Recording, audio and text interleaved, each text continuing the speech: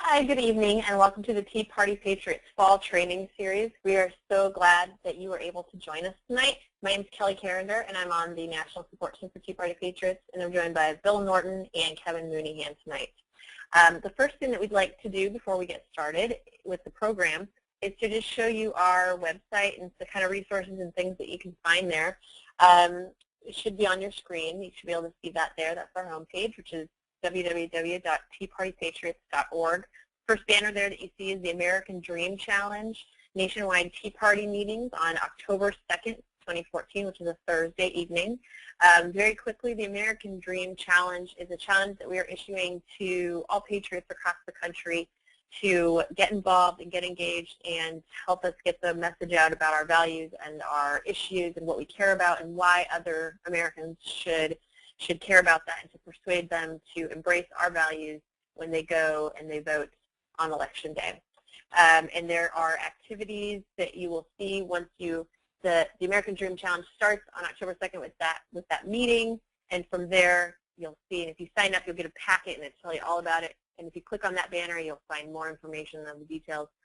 The next banner is the Border States of America, which is our groundbreaking documentary about the border crisis as it's happening right now and as it's happened over the summer, and also just sort of the continued failed policies of many politicians, not just, many presidents, not just the one currently in the office, and how that affects not just the people who live on the border, but all of us.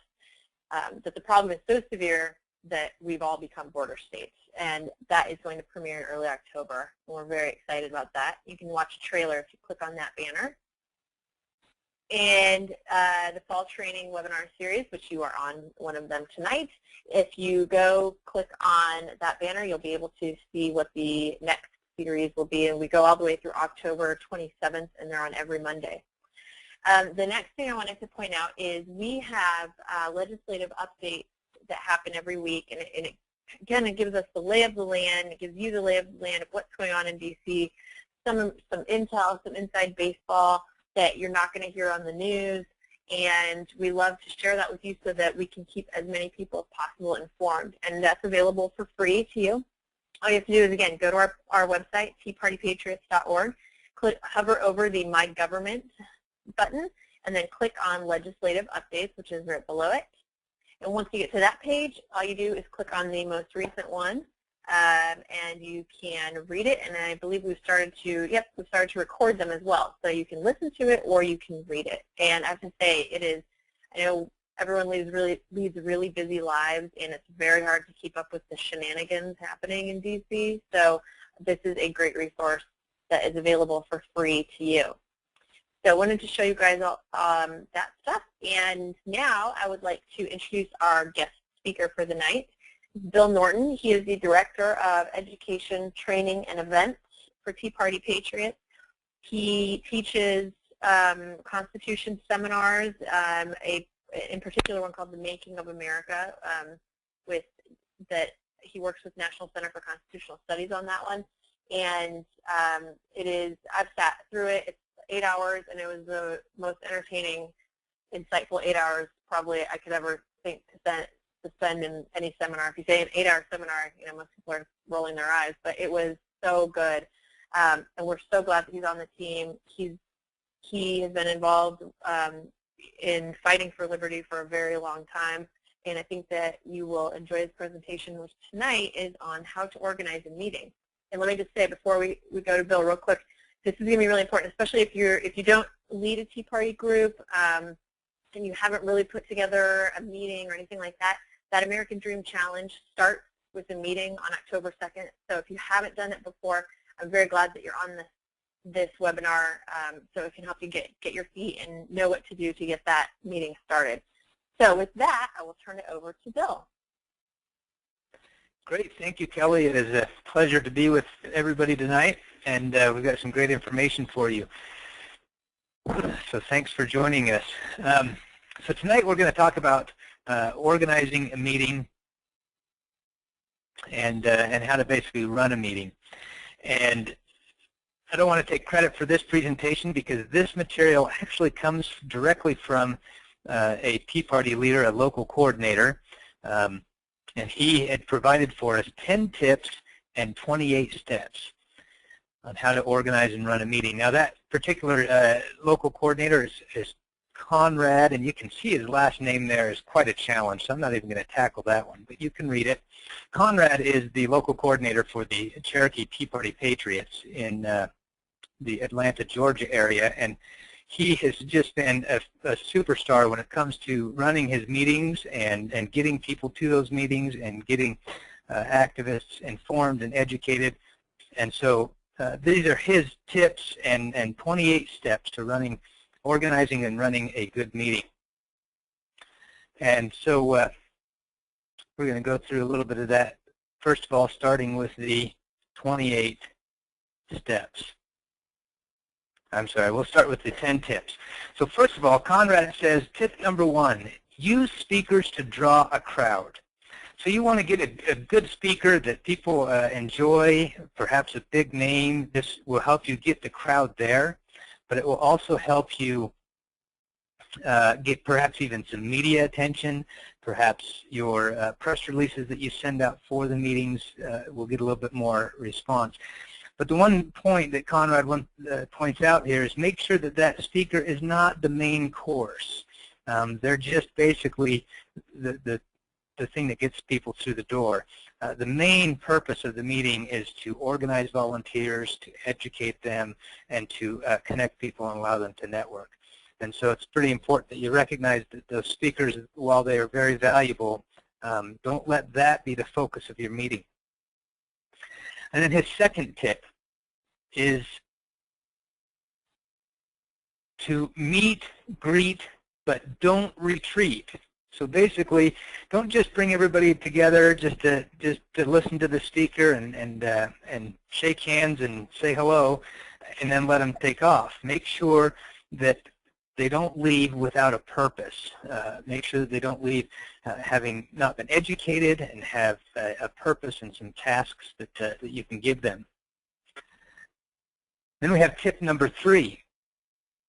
You need to offer your audience solutions, not just problems. And it's important because when people come to these meetings, they're most likely going to be frustrated with what's going on around them in their government, whether it's local, state, or on a national level. And it's important to explain to them kind of the situation where we are, but if they don't walk away feeling like there's solutions, then all you're going to do is just get them more discouraged, and they probably won't come back around because they'll feel like there's just no solution and there's just no reason to engage. So you've got to let them know that there's solutions, not just problems. Very important to bring that up just to keep their spirits high. Then we have tip number 4. Don't just inform them, connect and inspire them. So once you've educated them and you've got a great speaker, the movement is about patriots coming together around shared principles. And so we want to stand up and stand together for the country that we love. Before the modern day Tea Party movement began, people were separated. Some were well informed, others weren't.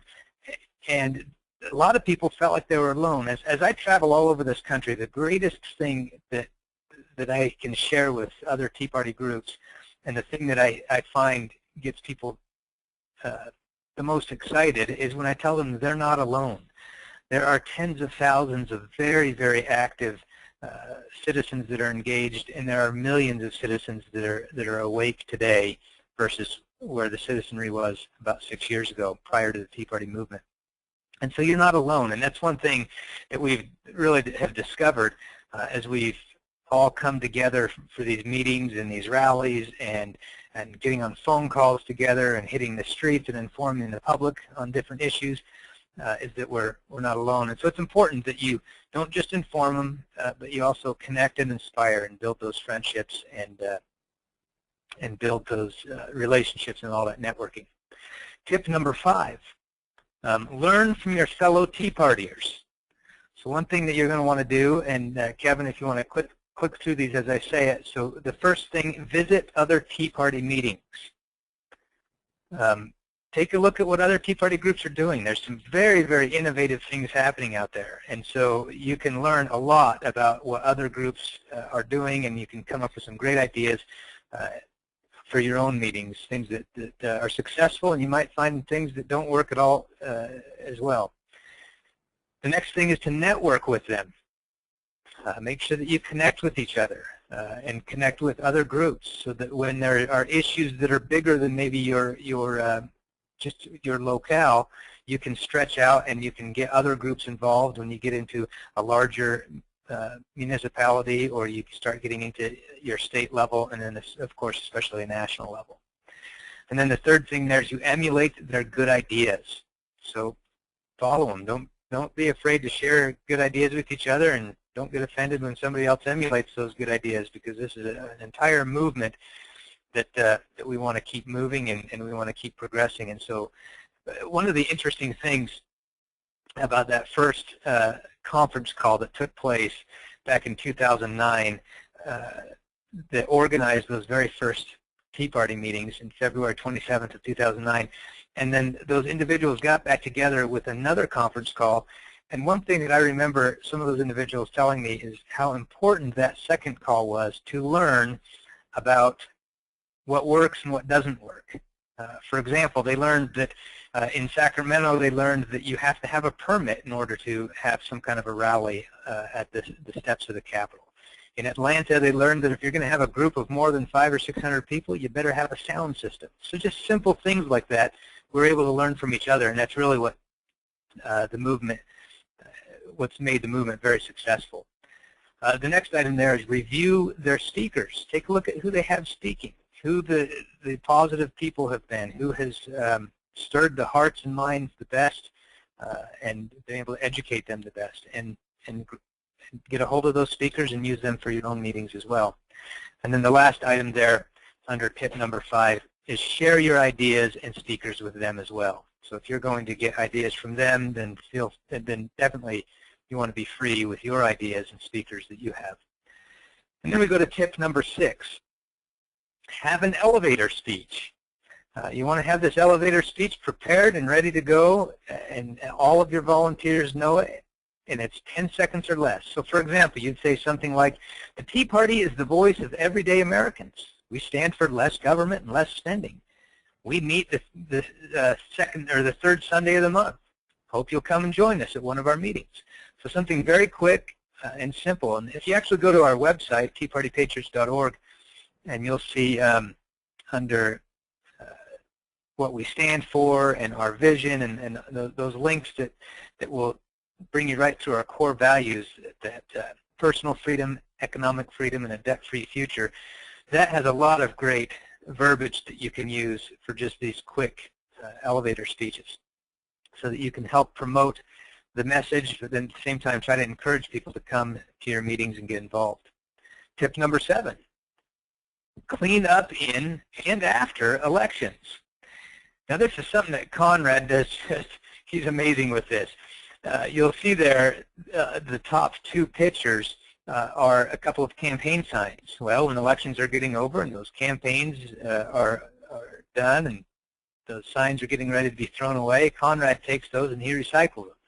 Those 2 signs below are the recycled versions of the signs that you see above. And so he takes those and puts his material on it and puts them right back out on the streets. And he finds that 15 to 20% of the people that come to his meetings say that they're there because they saw his signs on the side of the road. So it's pretty remarkable how successful that is. Tip number 8. A tip he calls pay it forward. At the beginning of every email, start it with a statement like this. Use the awesome power of the internet and forward this to everyone whose opinion you value. Studies have shown that a statement that reminds them to forward the email increases the number of times it will be forwarded by 23%. So remind them, forward this on, forward this on, forward this to your groups, especially if you have networks with a lot of other Tea Party groups. You want to tell them, forward that out to your group so that it then spreads out and can get to thousands, even tens of thousands of people. Tip number 9. Reward exceptionalism. Give a prize to a person who brings the most people to the meeting. One group gives this Reagan print as a prize. You see that nice print there, and so they give those out for different prizes. So take a look at who's the most active and reward them, reward their exceptionalism. And that leads us to tip number 10.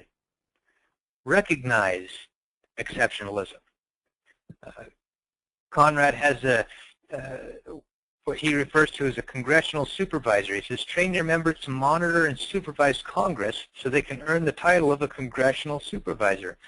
So you find specific tasks and jobs to do for people, but then once they do it, make sure that you recognize their success and recognize that exceptionalism. So those are Conrad's 10 tips. Now let's go on to his 28 steps. So these are tips that Conrad has for basically how to run a meeting and how to organize a meeting successfully and keep it running and keep people coming to the meetings and keep people signing up and things. So the first one are signs. As we already mentioned, he's found great success with that, and other Tea Party groups have found great success with that. And so what you want to do is have a set number of volunteers that's their job, is they put signs out about 3 to 4 days before your meeting in order to promote the meeting coming up. The second step is send out a press release to local papers and invite them to attend your meeting. So especially if you've got a big name speaker, or if you have an issue that you're going to focus on, or volunteers are getting together to organize to do something very specific, then you can send out a press release, and many, many local papers will pick those up. Now what's interesting is when you have these local groups that are sending out press releases to these local papers are hungry for news, and so they'll print, quite often they'll print the things that you send them.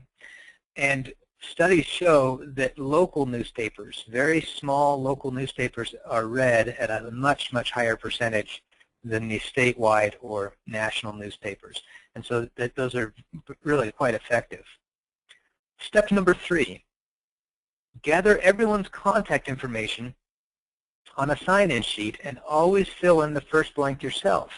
So you've got sign-in sheets right when people come in, and make sure that you fill out at least that first couple of rows to make sure that they recognize that other people are signing up, and many people don't like to be the first one. So make sure that first column is signed up, and then others will be sure to join. Step number 4, make sure that on the sign-up sheet you include their voting precinct information. Make sure that they put that in there, because when it comes time to get out the vote or voter outreach, then you're going to want to know what precincts people are in so that you know how to organize them by precinct, by neighborhoods, and so on. Step number 5, place your sign-in table close to the entry door so your visitors have just enough room to pass your sign-in table to enter, but they can't go around it. So you want to make sure that they come right in, and you've got greeters that direct them right to the sign-in sheet. And so you kind of set up your tables. You see there that diagram there. You set up your tables so people have to go by those sign-in tables. Step number 6, greeters. Have your greeters with outgoing personalities sign people in. Tell your greeters to treat the meeting attendees like long-lost friends coming to their home for a party. So you want to make sure that people feel very, very welcome. So pick your most outgoing personalities in your group to act as those greeters as they come in, so that people feel very welcome. Step number 7, have a written agenda and place it on the seat. Place it on every single seat, not just on a table, because a lot of people won't grab it. Just set it right there on the seat so everybody gets an agenda, everybody knows what's happening in the meeting, everybody's informed on whatever announcements you have, and then we'll mention a little bit more about the agenda, what else you can have on there, and why it's important that everybody gets that. Step number 8, give them a written homework assignment from every meeting. For example, what you want to do is say, you know, we've got the border state the Border States of America documentary coming up, and we've got house parties, and so we want you to go watch that movie so that you can be prepared to hold a house party to show the movie. Or you might say, tell at least 2 friends about the documentary. Or you might say, tell at least 2 friends about our meeting and invite them to the meeting. So give them very, very specific homework assignments. You might need to have them call their congressman to tell them to defund Obamacare, or maybe some other very specific item. You can also jump on teapartypatriots.org and see what some of the action alerts are. You can take a look at, as we showed you at the beginning of the webinar, you can see the legislative updates. So there's a lot of different tasks that you can give. Even if they're simple tasks, people want to feel engaged and they want to feel like they've got something to do. Step number 9. Ask those who are there for the first time to raise their hand, and so you can meet them and other people can meet them and make them feel as welcome as possible. Recognize them for coming out and thank them for coming out. We always want to make those first-timers feel very, very welcome. Step number 10. Put fewer chairs out than you expect to use.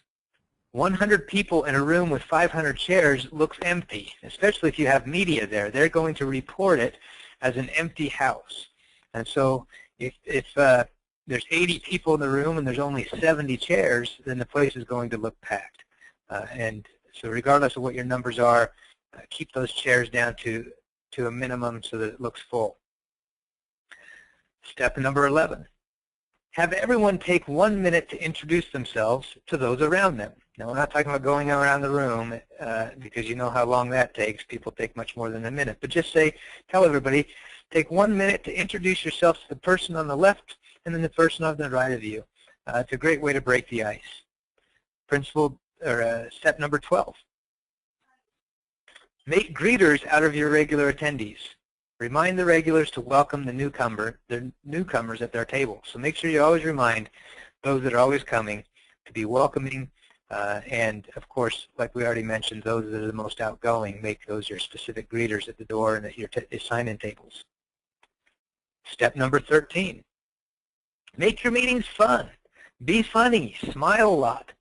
In fact, that's actually rule number 6 of Saul Alinsky's Rules for Radicals. A good tactic, he said, is one that your people enjoy. If your people aren't having a ball doing it, there's something very wrong with the tactic. So have fun. Life's too short just to be unhappy or upset, and there's way too many things out there, especially with what's happening to our country, to depress us. We certainly can help to uplift each other. And so be happy, have fun, smile a lot. Step number 14. About a quarter of the way through the meeting, pass out a clipboard with a volunteer sign-up sheet. Now, don't just have it on the table in the back because people won't sign it. Peer pressure will kind of help with this a little bit. It'll also help break the ice. You know, if at church, if they had the contribution plate in the back of the room, then they probably wouldn't get very much. You know, they pass it around so that everybody can see the money going in and the change, and so you can see people signing up, people not signing up. And it's not just the peer pressure that works there, but it's also, it breaks the ice and people don't feel quite alone when they're volunteering for things. Step number 15. Put an explanation of the volunteer tasks on the back of the agenda so people know exactly what they're signing up for, even before the sign-up sheet gets to them. So this is a great idea. I love how Conrad does this because it keeps the people informed. They know exactly what they're doing, and it doesn't slow that sign-up sheet, that volunteer sheet down for people to have to read all the details. And so tell them, hey, all the tasks are on the back of the agenda. You can see what you'll be signing up for, and it gets that sign-up sheet moving a lot quicker. Step number 16. Have the business part of the meeting first.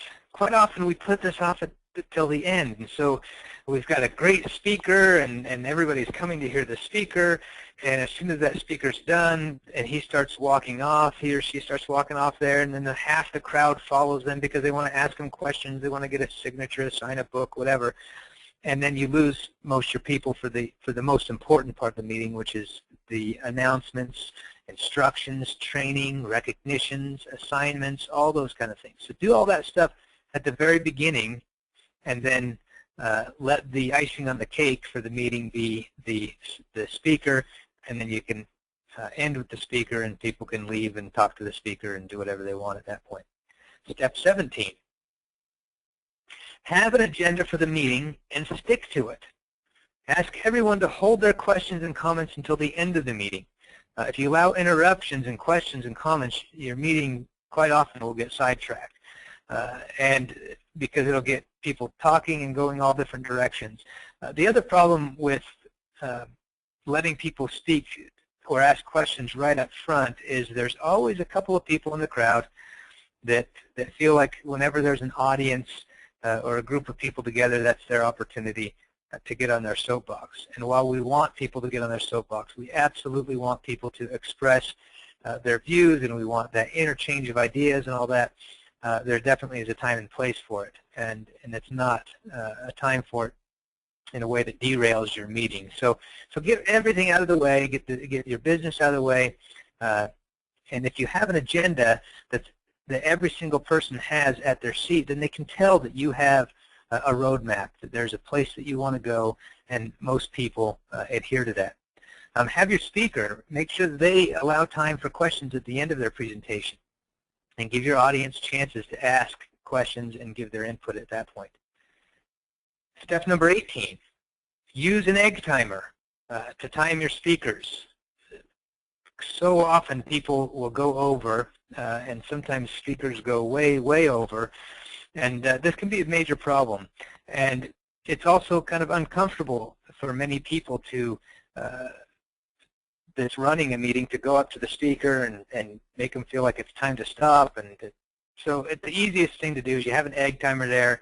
You let the speaker know that you've set it for 5 minutes, 10 minutes, 20 minutes, whatever his time allotment is, and the egg timer becomes the bad guy at that point when the egg timer goes off. Step 19, take a lot of pictures. People love pictures. They love to see themselves. They love to see things that they are at. And so take a lot of pictures and post them on your Facebook page with a report of the meeting. And people love this. Also send an email of that same report out to your members within 1 day of your meeting. That way, even those who did not come will know what happened, and more importantly, they'll know what the homework assignment is, and they'll be more apt to want to come to the next meeting. Step number 20. Ask meeting volunteers to stand. Thank them for their help. You want to recognize them. Don't just take them for granted. Volunteers will burn out rather quickly if they are not getting recognized. And it doesn't always have to be a public recognition. It can always, quite often, some people actually respond even better to just a private recognition. Thank you so much for helping for this project. We wouldn't have been able to do it without you. So make sure that you don't take your volunteers for granted. Step number 21. Now this is a great one that Conrad has, and he swears by it, says people love it, it's fantastic. And that is at the end of every single one of his meetings, he ends with the song, God Bless America. Now I know there's probably some groups out there that may not want to do that, and other groups that would thoroughly love doing this. And so along with this and all the tips and steps that we've given thus far, you certainly can take what works for your group and discard anything that doesn't work. But Conrad just loves this. And I was at a meeting with his Tea Party group about a month and a half ago, and sure enough, at the very end, they sang it, and the person that led them in it belted it out quite strongly, and it was a lot of fun there. Everyone can sing it, he said, God Bless America, and people like it, and so he actually puts the words of the song at the end of every agenda. Step number 22. Now this is one of the more important things if you really want to get some business done. It's the after the meeting meeting. So pick a nearby restaurant and invite everyone or a group of people or the organizers or whatever to come to the meeting after the meeting to just chat. This is a great way to socialize, but you'll also find that this is where a lot of the informal business takes place, And most often, there's more networking and more decision-making that takes place at this meeting than your actual formal meeting. Step number 23. That night, the very night after of your meeting, email a thank you for coming to all the first-time people that were at that meeting. This will make them feel like they're welcome, that you recognize that they took the effort to come, and that you're grateful that they did so.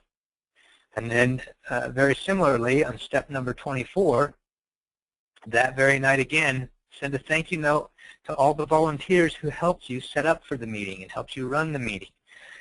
Again, you cannot ever give too much praise and too many thank yous to your volunteers. If it wasn't for the volunteers and the grassroots, none of this would happen. Step number 25. Within 2 days of the email, welcome to the team, send a thank you note to everyone who volunteered a task on the volunteer sign-up sheet. So you take that sign-up sheet and you get a thank you note out to those people. And that also kind of serves as an opportunity to remind them as well. And then step number 26. Limit the time of your meeting to around an hour and a half, 2 hours at the absolute max.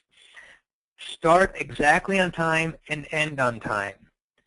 Set alarm clocks for when to start and end your meetings, again, for speakers and all that. And what happens when you go long with a meeting is people start feeling like you're not respecting their time, and they won't, quite often they won't come back. And so make sure that you make your meetings meaningful, concise, and keep them to an hour and a half is a recommendation, but 2 hours at the most. Step 27. Send a press release to the local media using the report and pictures that you used for your Facebook page. So this is a press release that goes after the event, and it gives the media or newspapers or whatever some pictures that they can use. And again, when you send that to local newspapers, you'll be surprised at how often you'll get printed. And then we have step number 28. A week after the meeting, send out an email to all of your members and list what their homework assignments were from that meeting, and remind them that it's been a week, and ask them how they're doing on those assignments. And so whenever you give assignments out and you follow up like this, that builds some accountability. And so then the next time they volunteer for something, then they're going to be just that much quicker in fulfilling that. So you have that accountability. But then once you have the accountability, make sure that when they do fulfill it, again, recognize that they have fulfilled that by recognizing that exceptionalism. So those are Conrad's 10 tips and 28 steps to running and organizing a great meeting. And so with that, we can go ahead and open it up to some questions. And if people have any questions about some tips on how to run meetings, how to organize them, how to advertise them, then we can certainly help you out the best we can. So Kelly, are you going to run the questions there? Okay, Sorry, real quick. Kevin's got to call on them and unmute them.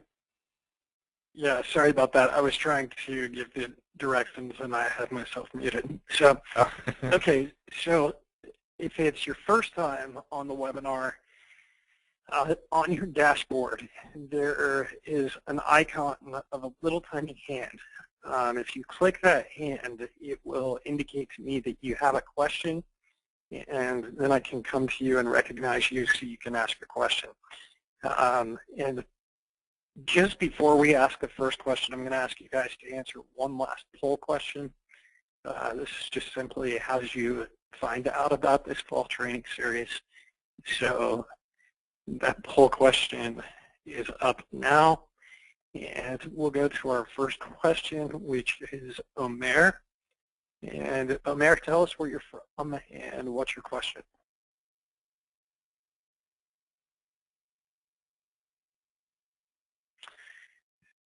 Okay, Omer, can you hear us?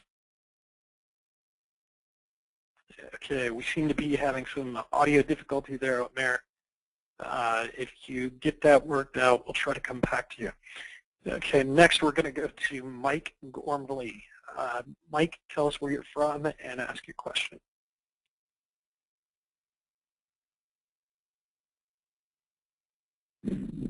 Mike? Okay, seems like Mike is having some issues too. Real quick, I just want to put this out there as well.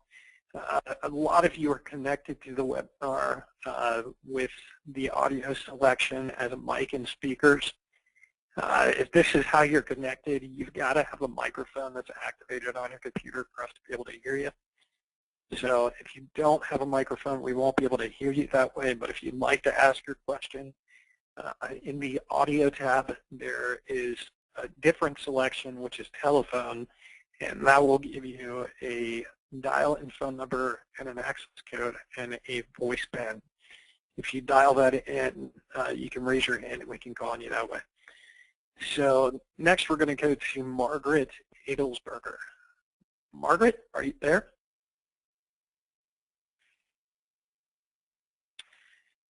Okay, it seems like we're having the same issue there.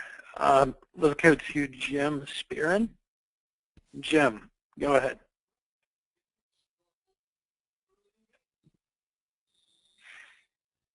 Gosh, I'm not sure. Maybe there may be something wrong with the system tonight. Why don't we just go down the line quickly and see if we can find someone that, and if they all are like that, then what I would like to do is have everyone that has a question email us, and then we can answer your questions and we'll get them back, the answers back out to you as quickly as possible, either tonight or tomorrow morning. So let's just go ahead and see if we can get anybody, and if we can't, then obviously there's something wrong with the system tonight. Okay, so some people have started putting their questions in the question log, so let's run through this real quick.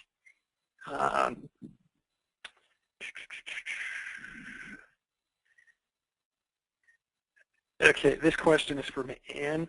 Her question is, in my very big city, there are several Tea Party groups, but none of them seem to be very much more than social gatherings of people with the same interests. No speakers, not that organized. Do you suggest starting a new group or trying to find one you like enough to improve?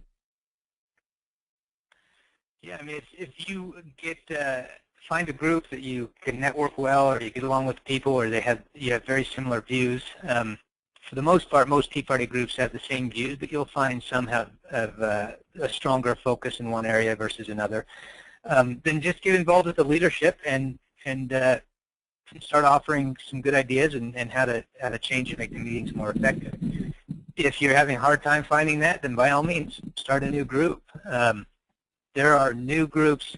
You know, it's funny because the media loves to talk about how the Tea Party is dead, but yet there are hundreds of new groups every year that sign up to the Tea Party Patriots website. And so the movement continues to grow and more groups continue to start. So yeah, I think both of your observations there on the ways to solve that problem are great. Hey, and I would also add that there are a lot of places where there are multiple Tea Party groups in one city, and that's because, as Bill said, some of them will have a focus. You know, one of them might focus on education as an issue, another one might focus on national issues, another one might focus on local issues or something. There's something that makes them different, or one might be just a social gathering type of group, and the other one is the type of group that wants to really get involved in getting out the vote or something. So, and we're all about free markets, and so people should be able to have the choice of, you know, which kind of group suits them the best and what they want. And so a lot of them can coexist, you know, but then there's other places where there is maybe just one. So you can look for that as well. Okay. There's quite a few people in the question log who are asking, they came onto the call late and they may have missed the first portion of the call. Just to let everyone know, we will be providing an archive of the call this evening. We'll probably try to do some editing to get rid of the technical difficulties that we had at the beginning, but we'll post that probably by tomorrow evening, and we'll also email it out to all of our supporters. So just be on the lookout for that tomorrow. It will be on the website, and you should get it in an email as well. I'm going to try to take another question from someone with their hand up. Let's try Patrina. Patrina, can we hear you? It sounds like it. Patrina, did you have a question? Okay. All right, let's try Kenneth Leslie. Kenneth, can you hear us? Yes. Okay. Can you hear me? Go ahead. Yep, go ahead. Okay. Yeah, I was wondering how to find and hook up with some local Tea Party. I've been a member ever since it started, and I've never found a group here in my town. I hear there's one, but I've never found it. And where are you located? I'm in Bakersfield, California. Oh, great. So our website, if you go to our website, you can find groups in your state and in your area. Uh-huh. And so is there some good pointers you got there, Kevin, on how to best do that on the website? Sure. Give me just a second, and let me close this poll real quick, and I'll actually pull our website up real quick and show you where it is. Okay, so if you come to our website, if you look over here on the right-hand side, if the website can recognize where your IP address is coming from, Okay. it will automatically suggest groups that are in your area. If none of those look familiar to you, you can also search by city, state, or zip code right here on the right-hand side. So you can try that first. If you're unsuccessful doing that, you can send an email to websupport@teapartypatriots.org. Again, that's websupport@teapartypatriots.org. Okay. And we'll have someone from the support team see what we can do to help you find a local group. Okay, yeah, because I know there is some here. I ran into some people, and they told me they were members of it, and I said, well, when do you guys meet? But I never could get the answers right and get to the meetings. Okay. Well, we'll see what we can do to help you out with that, Kenneth. Thanks for the question. All right, let's go to Dave Myers. And Dave, I've unmuted you, but you also have yourself muted. So there's a little green icon with a microphone. There you go. Ah, how's that? I started clicking microphone buttons just to see what would happen. I am heavily involved in politics in the 7th District of Missouri, which is the southwest portion of Missouri, and currently running a campaign for a county level guy. I've been involved in various other issue campaigns and different things. And one of the issues that we have in this area is that the 7th District is a very conservative, very Republican area. However, so because of that, there's a lot of different options for groups: Republican women, pachyderms, central committees, Missouri Republican Assembly. And then I think there's probably 2 or 3 Tea Party groups, and so there's a lot of different options, but none of them, strangely enough, even like the county central committee, which should be among the strongest, they don't all seem to. None of them seem to have kind of a hold on the people in the area. So my question is, what kind of tips do you all have to bring together these existing groups? Because that's actually something that I have, and I have email contacts with all of the leaders of all these groups, and have put this idea out to them to come together. To basically to coordinate efforts rather than continue to work independently of each other, even though we're kind of working to the same end, of course. But how do we come together and work more efficiently and more effectively? What kind of ideas do you have for that? Well, the first thing I want to bring up on that is that it's not always a bad thing that you have a number of different groups doing different things for the same cause, because it makes it very difficult for any opposition to really know which direction to go to try to oppose any particular group. So sometimes it's actually more effective to have multiple groups doing their own thing for a central cause. But other than that, there are definitely times where people can come together and you want them to come together. And so, the best thing I find, and Kelly can jump in here if you get any additional suggestions, but the best thing I find is informing the individuals, gets them excited on an individual level, and then people will start naturally forming teams. You can get a number of groups to come together on a particular issue, or maybe a particular voter outreach movement or whatever, but as soon as that issue is done, then you find that everybody kind of falls apart, and you no longer have that network.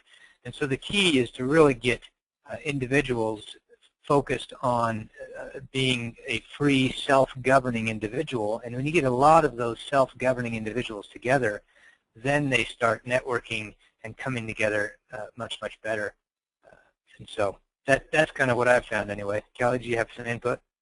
Yeah, I would say, I don't know if you've tried this. You said that you had tried somewhat to bring people together. What we have found is that face-to-face meetings are a lot better than trying to do it over the phone on a conference call or over email. So if you could get the coordinators of all these different organizations to agree to a meeting, and then I would suggest finding, it may only be one topic or one particular issue or something like that everybody there would agree on and say, yeah, we're willing to spend some time on this one issue. Maybe there'll be three. It'd be the top three that everybody can agree on. But I would use and I would meet regularly, but I would use that first face-to-face meeting to try to find those things that, those 1 to 5 things or something that all the groups agree on and want to work on together. And then let's say it's 3 items. And so then you can, at subsequent meetings, take those 3 items and figure out how you can support each other.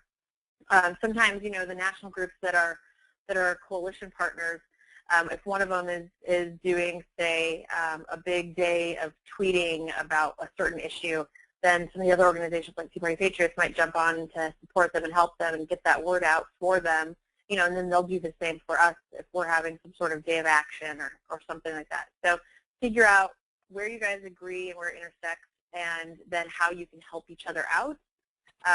And I would also suggest, like Bill said, have a networking or social event where the members of these different groups can come together and see that, they agree with each other. And maybe you could cap it all off with a once-a-year, a big event where all of the groups get together and you have a big picnic or something like that. But I think that face-to-face time is really the most helpful. Yeah, that's a great suggestion, Kelly. Okay, and then I just want to add one more thing, because we've seen this in a few places around the country and even on the national level. Sometimes dealing with people, you end up dealing with personalities as well. And a lot of times that can be frustrating, because some people, they want to do it their way and they want to get the credit for it and X, Y, and Z, but you may feel like, we should all be on the same team and we should be working towards the same goal. What I found is it's not easy to kind of break through that, but the best thing you can do is just try to be the bigger person and just continue to offer, olive branches or opportunities where it's undeniable that the two of you agree on the same issue, and just continue to say, if my group and your group got together, we could be a much louder voice on this particular issue. And dealing with personalities is sometimes difficult, but the best thing that you can do is just try to be the bigger person, and don't go out and badmouth the person because they want to get all the credit. Just try to figure out a way to connect with that person so that they'll open up and be more willing to work with other groups. Okay, so going through the question log real quick, we've got someone who says, do you have any suggestions on where to find a meeting place? Basically what you just went through on the website, I think, is where to find a meeting place is in like where to hold the meeting. Yeah, there's a variety of different options there. It depends on how big your group is. Quite often, inevitably, we see that there's usually a business owner in the group somewhere that has maybe a large conference room or a large room in their facilities that they could use. A lot of times you find restaurant owners that might have a place that you can use in their restaurant.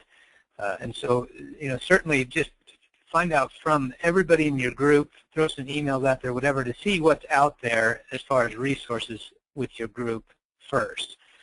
The next thing that you could do is then look at some public facilities. Quite often you've got municipal buildings, libraries, all those types of places that you already pay taxes for, and these types of meetings are either don't cost anything or have some pretty minimal fees associated with them. So that's an option. Another option is hotels. Some hotels are very expensive, others aren't that expensive. You've got smaller hotels that might have a meeting room that might not cost you very much money at all, and then you pass around the donation plate and get people to contribute for the meeting expenses. If you are at a hotel, quite often you can get the room for free if they provide coffee service or some kind of a snack service. Of course, you got to pay for that, but at that point, you can more easily sometimes get donations from people if they're actually getting, a cup of coffee or a drink or some snacks. And when you do that, hotels will usually give you the facilities for free because you've now purchased some of their catering. So those are just a few suggestions on how to find meeting places and what meeting places you can use. Okay, and we are past the 9:30 mark, so let's take a few more questions.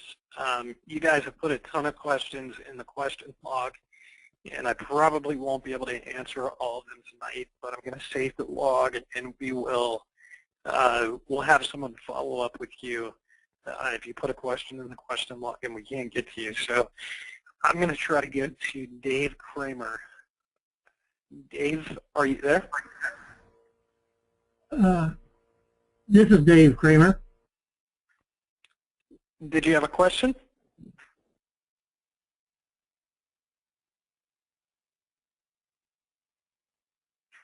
Okay, I had Dave's hand up, but I guess he didn't have a question.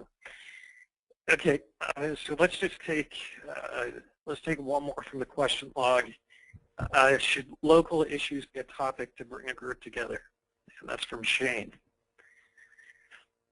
Yeah, actually, quite often local issues can bring people together even more so than some of the state or national issues. And once you bring them together on those issues, a lot of times you keep them together because of that. And the reason why is because a lot of times volunteers will discover that they can actually make a difference on a local level that they can see. If they're engaged in like a policy that your local municipality is getting ready to vote on, some new building codes or something like that, and you decide to engage in it, and you have a direct effect on that, and you can affect that vote, and so volunteers can see that, they can see their success, and so they get very excited, and then quite often you can end up building volunteers out of the local base to get people that start tackling things on a state level and then on a national level. And so yes, I absolutely think that local issues are not only effective in bringing people together, but are actually critical, and you should be engaging in local issues. Okay, and with that, Bill, I think we need to follow the advice of the presentation tonight and stick to the hour that we had scheduled. And like I said, if you had a question in the question log and I didn't get to it tonight, we will get to it within the next 24 hours. We'll have someone from our team respond to your question. Great. Well, thank you, everybody, for attending. We appreciate you being here tonight. We've got a webinar, same place, same time, next Monday night, and so we welcome all of you to come back. Do you have any last parting words for us, Kelly? Just to thank everybody, like you said, for being on these webinars. We also appreciate any feedback that you have about them or other things that you'd like to see in the future. And if you have any questions, as Kevin and Bill covered, let us know. And we look forward to speaking with you next week. Good night, everyone.